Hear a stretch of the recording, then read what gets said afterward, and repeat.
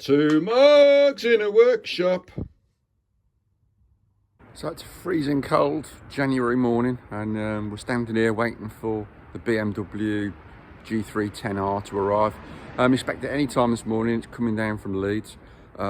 Always a bit nervous. You buy something from eBay or something where you've not seen it before, you never really know what you're going to buy. So let's see what happens.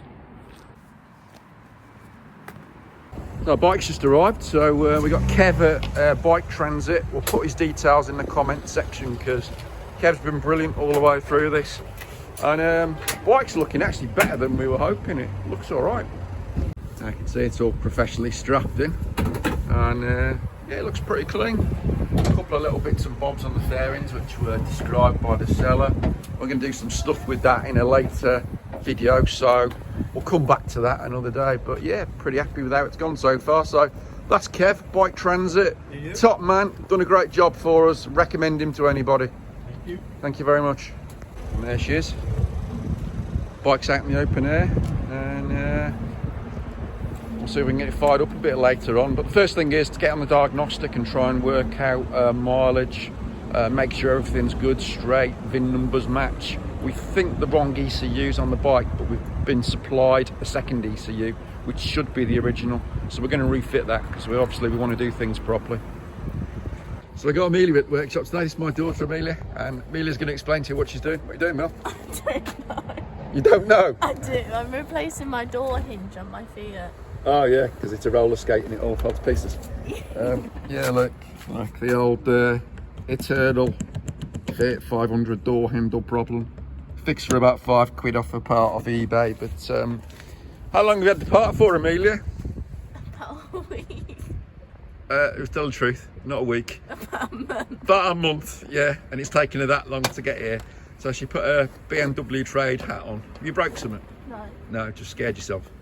Yeah, so she's got a BMW trade hat on, and she thinks she's an absolute pro now. So we'll see you later then, Mel. We'll leave it there, shall we? We'll put the video back on when we've actually finished the job. Save further embarrassment. So we've got the bike in the workshop.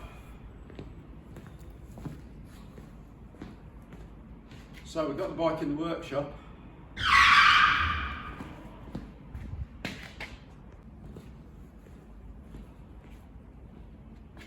So I got the bike in the workshop. First thing I'm going to do, obviously, see if it runs. So let's see if it will fire up. Remember, we don't know what ECU's on this. We don't know what fault it is. We've pretty much bought the bike blind at this point in time. So put the ignition on.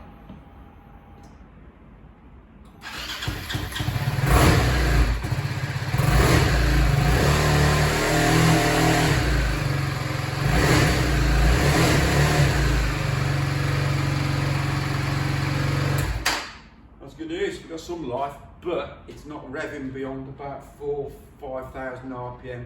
The seller did tell us this, so hopefully that's something we can get to. So next we're going to take a look around the bike. We're going to check out the chassis numbers, make sure that they match, and we'll get a diagnostic on. We'll see whether we've got the original ECU on there or the donut ECU that the seller had bought for the vehicle, and then we'll take it from there. Taking a bit of a closer look at the bike, you can see on the frame we've got a label here with a VIN number on there. A bit hard to make out, but the last 3 digits of that VIN number match those up on the yoke. There's a big long number down the side of the yoke there. Obviously for security reasons, I'm not going to give you the full VIN number of the bike. So that's a good start. So at least we know that we've got matching frame numbers on the vehicle, because we don't know if this bike was stolen or what its history is really. Okay, with the seat off the bike, first impressions are number one, the vehicle's data tagged. There's a little bit of wire in there that's been repaired, which we'll sort later. We might just tidy that up a bit later on as a project, but it is fully working at the moment, so can't complain at that. Also under the seat on these bikes, you've got the OBD port, which is, if I take it out, standard 16-pin OBD port like on the cars. So hopefully we can get the diagnostic plugged in and get that going. And we've got the battery terminal and the ABS pump just in front of it. So next stage, we're going to get some power on the bike, because we're going to need to support the battery while we run a diagnostic. First challenge then, try to get the battery support on. We've got these fairly big clamps on the battery support I use on the cars. This thing will do anything, but there's just physically not enough room to get the positive onto that terminal down the side of the frame. Managed to get the negative on. So I guess we should get some courtesy wires, but in the interim, it looks like I can remove the actual clamp off the charger, and I'll just bolt it back down onto the battery just as a makeshift, so that we can get the battery at a good 13.8 volts, because we might end up doing some programming and coding on this as well as diagnostics. Okay, so a little bit of messing about, and I found another bolt. Actually, I needed a longer bolt because I've now got the positive of the bike on the positive cable and the lead coming off for the battery support. So negative clamp done nicely. So we'll just check that we can get the battery support on, as you can see down here. There we go. You can see it's delivering a nice 13.8 volts. So this device is called an ICOM. It's a diagnostic interface that is a genuine BMW component. We use it on all the cars. It does have a network port cable to connect to the laptop, but around the workshop we use Wi-Fi. We won't be using Wi-Fi if we do a software update on the bike, because there's obviously chances of disconnection, etc. We'll put a cable in, but for now we're just going to run a diagnostic. Aim of the game is to find out what ECU we've got on the bike, if that's possible, and to see if there's any codes in there that might be restricting the RPM on the bike at the moment as well. You can see on the other end of the cable to the ICOM, standard 16 port OBD port, which matches the one that is underneath the seat on the bike. So I'll just hook all that up, and then we'll go through the next stage where we're actually going to plug the BMW ISTA workshop software in and see what we've got. With the ICOM connected, you can see we've got a bunch of lights going on showing communication between the bike and also the wireless network. OBD is plugged into the bike's harness. And something else I'll show you is that when we bought this vehicle, we believe it's had a brand new combi, i.e. the instrument cluster, fitted from dealer, and they need programming in and coding. And when you turn the ignition on the bike, you see it says no code in there. So that's an indication that either we've got the wrong ECU on the bike, or that this is a brand new cluster and that it will need to be programmed in. Okay, so next stage, hook it up to the laptop and we'll see what we get. Leaving the bike behind then, this is my diagnostic area, diagnostic trolley, and you can see on the screen the laptop's detected the ICOM device, and you can actually see, if I put the cursor on it, you see there 13.7 volts, showing that we've got good battery support going on, which is going to be important right the way through. Annoyingly on this bike, the DRL stays on, so the ignition needs to be on while the bike's being programmed on the diagnostic, but still the lights are still on, so it's going to be critical. I don't know if there's a way of turning them off, but it's going to be critical to the programming to have a good voltage supply while we're doing it. So coming back to the diagnostic, we'll start the connection process, and that'll take a little while, and we'll come back to it once it's fully connected. So with it all connected up, see there's only 3 control units on the vehicle. Combi, dashboard, DME, engine management and ABS, obviously the anti-lock brakes. Going to take a look at what we've got going on. And yeah, okay, so we've got the incorrect control unit showing mileage reading discrepancies, possibly a lambda sensor by the looks of things, but that could be a red herring at the moment. So the way to find out whether we've got the correct ECU on is to go into the vehicle information. And okay, so that ends 808, that VIN number, and that doesn't match the one on the bike. So it looks like the next stage then is to remove the ECU from the bike and try and put the original one back on and see if we can get any ground with it from there. I've just exchanged out the control unit, so as you can see, fits nice and easy on this bracket on the top left of the bike. Next stage, see what happens when we put the diagnostic back on and try and start it.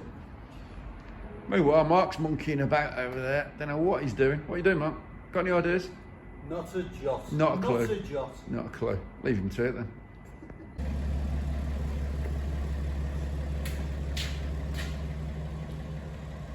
So with the ECU changed over, you're going to see whether A, it starts, and B, whether we've got the same issue, whether the revs will go past 4,500.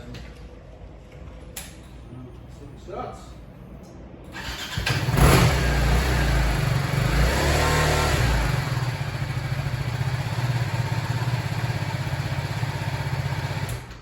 Okay, so it starts, but again, the revs aren't going above 4,500, 5,000. So issue can't be ECU related. It might be because of the coding of the ECU. I've got my doubts on that at the moment, but we'll soon find out. How you doing, guys? How are you, Marc? You alright? Yeah, I'll see you. I'll see you. How are you? Okay, it's looking a lot better actually. So we can see now the VIN number matches that's stamped on the bike, on the chassis. So that's a good start. The production date of this bike was 2016 as a construction date, not the date it was registered. It's a 17 plate bike, and again the factory software over here came out of the factory on the 16, but it actually had a software update by the looks of things. It might have had a bit of a software update, so we're looking better, but we still have got a bunch of faults in there. So if we go to the modules, 3 modules, if there was no faults at all, they would all be amber. And if I go down to the fault memory and we take a look at that, okay, incorrect control unit still there. Not convinced that's a big problem. That might well go away when we try to recode everything. ABS voltage supply, okay, so there's been a problem with the voltage, probably because we've had the battery on and off.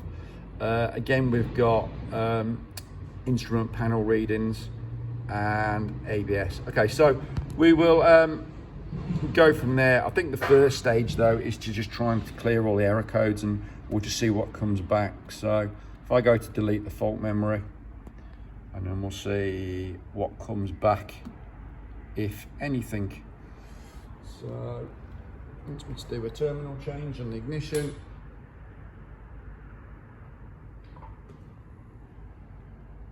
Just going to put the ignition back on again.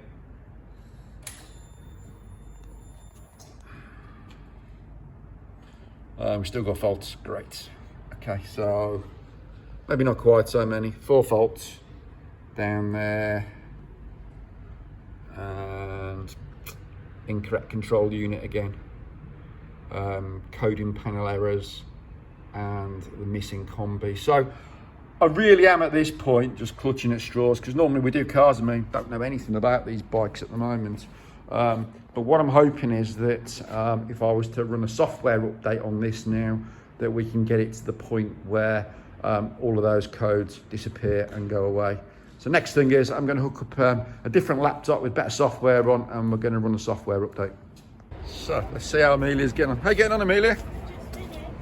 No, really? Yeah. Oh, well done. Back together. Put this and the door back on. And how difficult was that to do?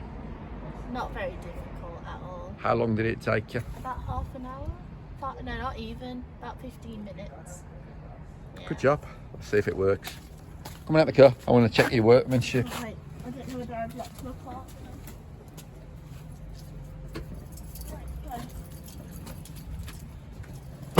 Oh, you want me to open it? Pull the door handle without it falling off. Amazing. Good job. Thanks. Engineering the making. Well done, Mill. Good job. Find out what Marc's up to. Any mugs in this workshop? Any mugs in this workshop? What are you up to, Mark? 100 trays off, PDC sensors in on the M1 front bumper. And again, had another result on the old eBay. Everything's hunky-dory, it's passed its MOT. We're on the road. You any advisories, Mark? No. No, okay. Sailed through. Result. So there you go. MOT tester must be blind. Now, how much you pay? Oh, I don't know. It weren't money. I meant for the car, not the MOT. It weren't in the way of money anyway. Nah, the MOT tester we use is always really straight. So yeah, this car passed the MOT yesterday. So it's looking pretty good. We're going to keep you updated on this one. It still needs a few things doing, cosmetics really. But engine wise, running wise, it's all good.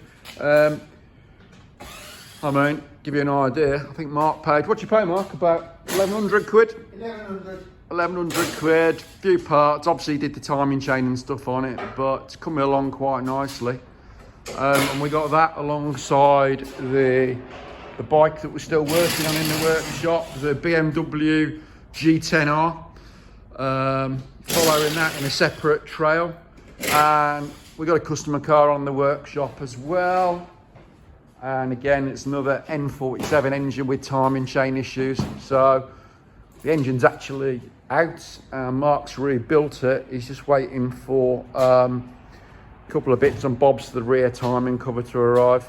And then he can pop it back in. So he's done that in 2 days, I think, that job. So in between other jobs. And the usual servicing, work and breaks that we do down here as well. So yeah, it's going good. End of January and it's all busy, Marc. Yeah. All busy. Yeah, fully booked next week. Yeah, so join us for another exciting episode when hopefully we get the mileage correct on this BMW motorbike, and then it's going to go off for MOT, and we'll see what the MOT tester makes of it there.